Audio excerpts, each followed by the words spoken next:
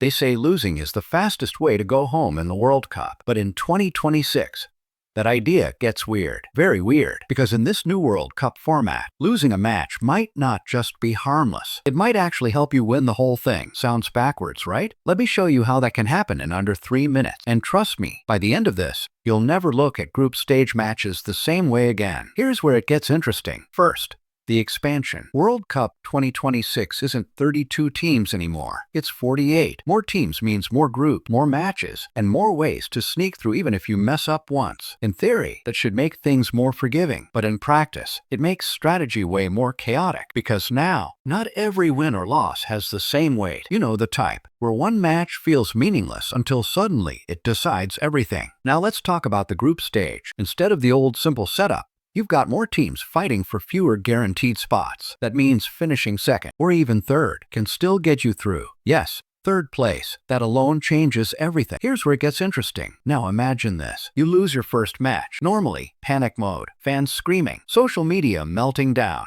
But in this format, that loss might just adjust your path because the next teams you face could be weaker or more tired or already qualified. So a loss doesn't always end your story. Sometimes it rewrites it. This sounds simple.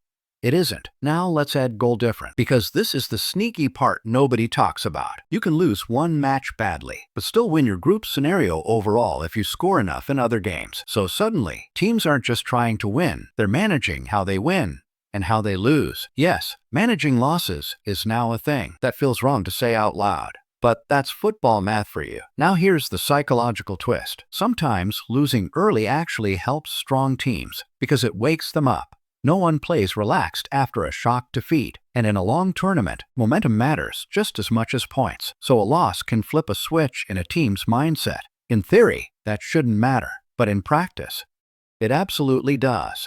Now zoom out. With more teams in 2026, the bracket becomes less predictable. That means a team that barely survives groups can suddenly hit form and go deep. Meanwhile, perfect teams can run into chaos later. So yes, a loss early doesn't always mean less chance to win. Sometimes it means a different, even better path. Here's the paradox.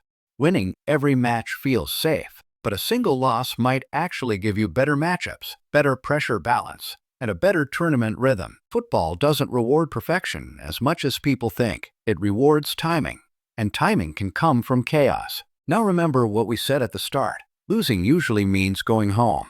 But in World Cup 2026, losing might just be part of the route to lifting the trophy. And that's what makes this format so dangerous and so fascinating. So here's the real question. In a tournament where losing can sometimes help you, what does it even mean to play perfectly? If you enjoyed breaking down football like this, subscribe.